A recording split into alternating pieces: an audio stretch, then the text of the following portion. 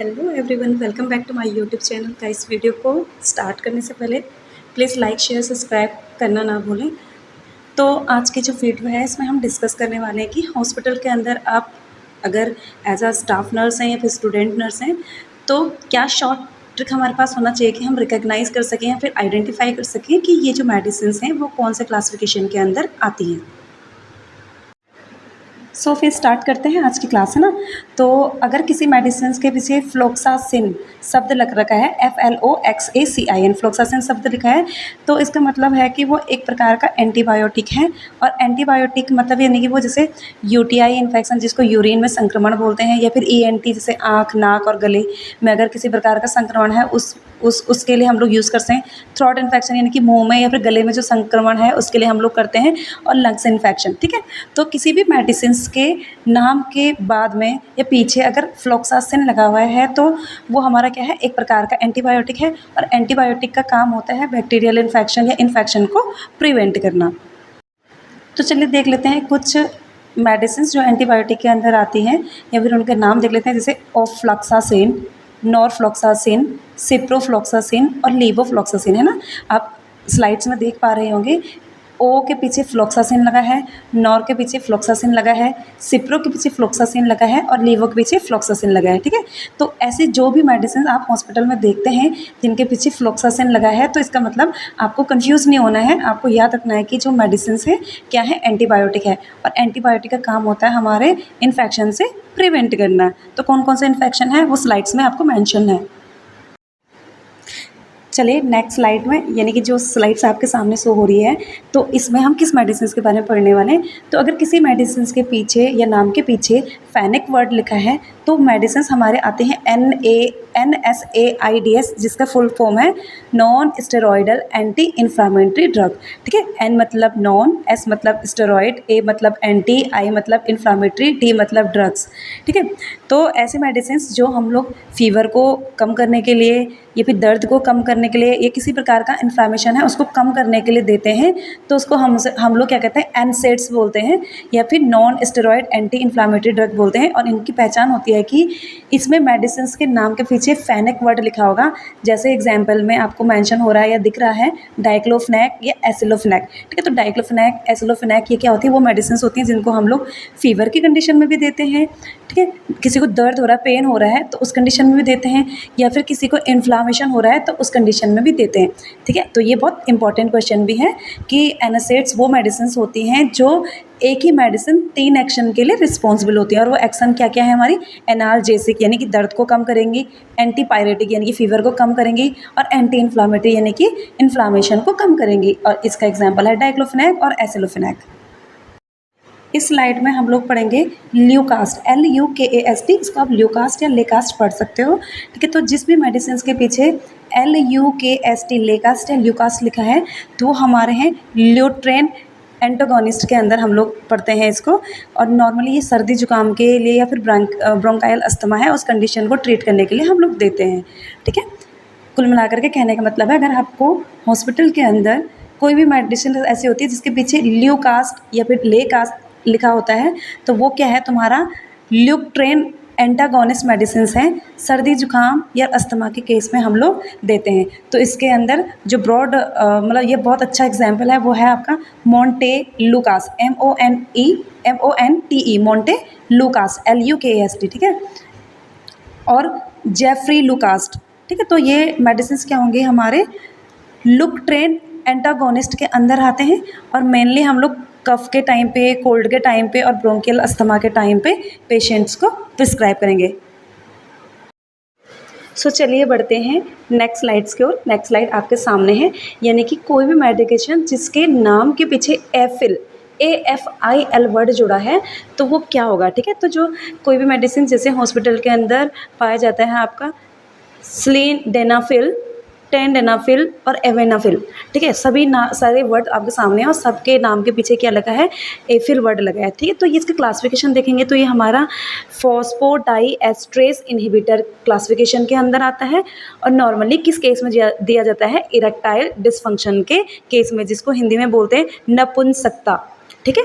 तो वो मेडिसिन जिसके नाम के पीछे एफिल वर्ड लगा है उसके ड्रग क्लासिफिकेशन की बात करें तो ड्रग क्लासिफिकेशन आता है फॉस्फोडाइएस्ट्रेट इनहिबिटर, और इसका जो यूज़ होता है वो इरेक्टाइल डिसफंक्शन को ट्रीट करने के लिए होता है। चलिए बढ़ते हैं नेक्स्ट स्लाइड जो आप लोगों के सामने है, यानी इरामाइन। किसी मेडिसिन के पीछे अगर इरामाइन, जिसकी स्पेलिंग है IRAMINE, शब्द जुड़ा है तो वो किस क्लासिफिकेशन के अंदर आएंगे, ठीक है, तो वो आएंगे हमारे एंटी हिस्टामिनिक्स ड्रग्स क्लासिफिकेशन के, ठीक है। एंटी हिस्टामिनिक्स जो ड्रग्स है बच्चे, वो नॉर्मली क्या होती हैं, जब किसी पेशेंट को एलर्जी होता है या फिर रनी नोज़ होता है या स्नीजिंग होती है या फिर ईचिंग होती है। हिंदी में बात कर लेते हैं, अगर किसी प्रकार की कोई एलर्जी किसी पेशेंट को है, या उसकी नाक बह रही है, या फिर उसको बहुत ज़्यादा छींकें आ रही है, या फिर उसे खुजली हो रही है, तो उस टाइम पे हम कौन से क्लासिफिकेशन के ड्रग पेशेंट को प्रिस्क्राइब करते हैं, तो वो क्लासिफिकेशन है आपकी एंटी हिस्टामिनिक ड्रग क्लासिफिकेशन। और इसके अंदर हमारे जो ड्रग आते हैं वो है फेनिरामाइन और क्लोरफेनिरामाइन। आप दोनों मेडिसिन के नाम स्लाइड्स में देख पा रहे होंगे। फैन के आगे निरामाइन शब्द जुड़ा है, ठीक है, NIRAMINE, ठीक है, और क्लोरफेनिरामाइन के आगे भी निरामाइन शब्द जुड़ा है। नेक्स्ट स्लाइड्स आप लोगों के सामने आपके मोबाइल पर डिस्प्ले हो रही है। इसका मतलब है सोन, SONE, यानी वो मेडिसिन जिसके नाम के पीछे सोन, SONE शब्द जुड़ा है, तो वो कौन सी क्लासिफिकेशन के अंदर आती है, वो आती है आपकी स्टेरॉइड ड्रग क्लासिफिकेशन के अंदर, ठीक है। यानी जो मेडिसिन जिनके नाम के पीछे सोन, SONE शब्द जुड़ा है, वो स्टेरॉइड मेडिसिन होती हैं, और नॉर्मली किस कंडीशन में यूज़ की जाती है, इन्फ्लामेशन की कंडीशन में और एलर्जी की कंडीशन में, ठीक है। तो इसके एग्जाम्पल देख लेते हैं। तो इसका सबसे पहला जो एग्जाम्पल है वो है बीटा मेथासोन, BETAMETHASONE, बीटा मेथा के आगे सोन लगा है, ठीक है। नेक्स्ट है इसमें डेक्सा मेथासोन, उसके आगे है हाइड्रोकोर्टिसोन, और उसके आगे है फ्लूड्रोकोर्टिसोन। तो आप सारी मेडिसिन का नाम देख पा रहे हैं कि सबके नाम के आगे सोन वर्ड लिखा हुआ है। चलिए बढ़ते हैं नेक्स्ट स्लाइड की ओर। आपके मोबाइल के डिस्प्ले में शो हो रहा है ओलोन शब्द, यानी वो मेडिसिन जिनके नाम के पीछे OLONE, ओलोन शब्द जुड़ा है। तो मेडिसिन क्या होती हैं, तो ये भी हमारे स्टेरॉइड के अंदर आती हैं। एलर्जी होने पर, ठीक है, या फिर ब्लड डिसऑर्डर होने पर, या फिर इन्फ्लामेशन होने के कंडीशन में हम लोग पेशेंट को प्रिस्क्राइब करते हैं। इसका एग्जाम्पल आप लोग देख लीजिए। फर्स्ट एग्जाम्पल है इसका प्रिडिनिसोलोन, और दूसरा है इसका मेथाइल प्रिडिनिसोलोन, ठीक है। प्रिडनी के आगे स्लोन वर्ड लिखा है, SOLONE, ठीक है, और मेथाइल प्रिडिनीस के आगे ओलोन वर्ड लिखा है। तो ये मेडिसिन हमारी क्या होंगी, स्टेरॉइड क्लासिफिकेशन के अंदर आएंगी। एलर्जी की कंडीशन में, ब्लड डिसऑर्डर की कंडीशन में और इन्फेक्शन की कंडीशन में पेशेंट को प्रिस्क्राइब कर दी जाएंगी।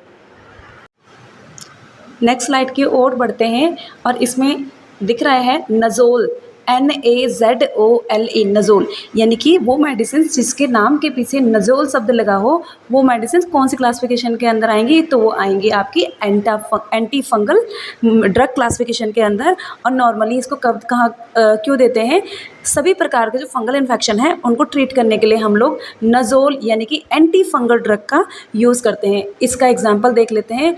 तो कीटोकोनाजोल, फ्लूकोनाजोल, माइक्रोनाजोल, इट्राकोनाजोल, आप नाम देख पा रहे हैं कि कीटोको, KETOKO, नज़ोल लगा है आगे, NAZOLE।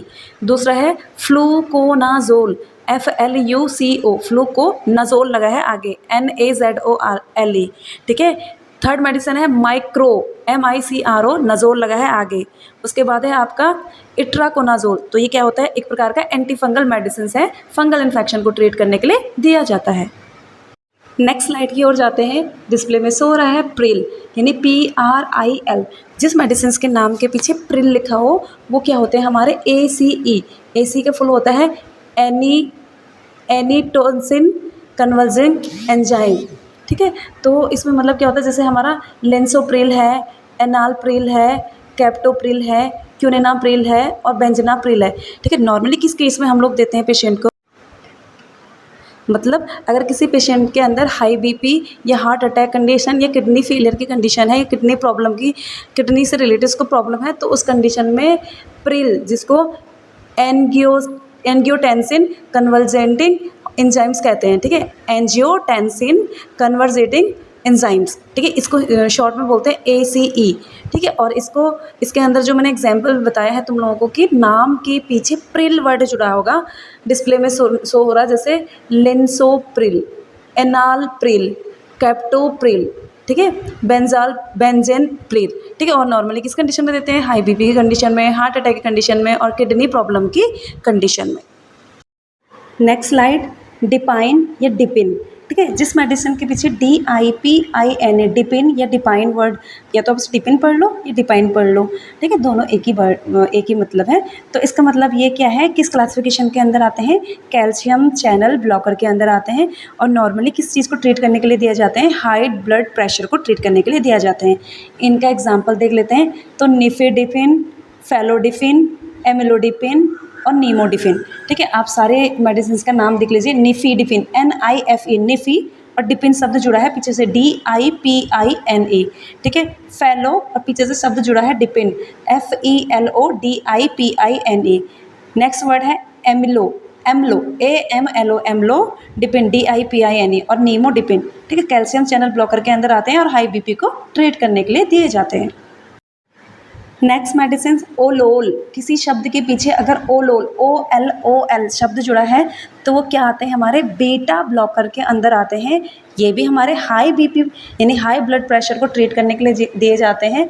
और इसमें मेडिसिन आते हैं आपके प्रोप्रेनॉल, PROPRANOL, प्रोपेनॉल, देन ठीक है मेट्रोप्रोपेनॉल, ठीक है, METO, मेटो, प्रोलोल, ठीक है। उसके बाद है एटेनोलोल और एस्मोलोल, ठीक है। यानी वो मेडिसिन जिसके पीछे ओलोल शब्द जुड़ा है वो भी क्या होते हैं? हमारे हाइपरटेंसिव ड्रग या फिर हाइपरटेंसिव ड्रग ही होती हैं और बीटा ब्लॉकर के अंदर आती हैं। अब देखते हैं नेक्स्ट स्लाइड में है प्रोजोल, यानी किसी मेडिसिन के पीछे PRAZOLE, प्रोजोल शब्द जुड़ा है तो वो क्या होते हैं हमारे? ये होते हैं बच्चे प्रोटोन पंप इनहिबिटर। इसका जो क्लासिफिकेशन होगा PPI होगा, और PPI का फुल फॉर्म होता है प्रोटोन पंप इनहिबिटर।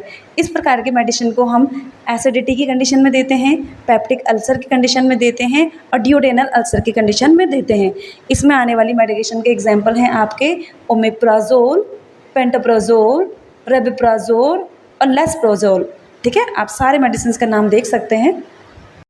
तो अब देख पा रहे होंगे सारे मेडिसिन के नाम के पीछे प्रोजोल, PRAZOLE, प्रोजोल शब्द जुड़ा है। तो ये किस प्रकार की मेडिसिन होती है? PPI यानी प्रोटोन पंप इनहिबिटर के क्लासिफिकेशन के अंदर आती हैं। और नॉर्मली एसिडिटी, पेप्टिक अल्सर और ड्यूडेनल अल्सर को ट्रीट करने के लिए दी जाती है। एग्जाम्पल है ओमेप्राजोल, पेनप्राजोल, रेबिप्राजोल और लेस्प्रोजोल, ठीक है। नेक्स्ट स्लाइड है जोसिन, यानी वो मेडिसिन जिनके पीछे JOSIN, जोशिन शब्द जुड़ा है तो वो क्या मेडिसिन है? तो ये मेडिसिन किस क्लासिफिकेशन के अंदर आती है? अल्फ़ा ब्लॉकर के अंदर आती हैं। और हाइपरटेंशन को ट्रीट करने के लिए हम लोग इस प्रकार की मेडिसिन देते हैं, ठीक है। तो इसका एग्जांपल है जैसे प्राजोसिन, टेराजोसिन और डॉक्साजोसिन, ठीक है। यानी वो मेडिसिन जिनके नाम के पीछे जोसिन वर्ड जुड़ा होता है, JOSIN, जोसिन, तो वो हमारे अल्फ़ा ब्लॉकर ड्रग क्लासिफिकेशन के अंदर आते हैं और हाइपरटेंशन के कंडीशन में हम लोग पेशेंट को देते हैं। इसमें जो एग्जाम्पल आते हैं वो आते हैं पैराजोसिन, टेराजोसिन और डॉक्साजोसिन,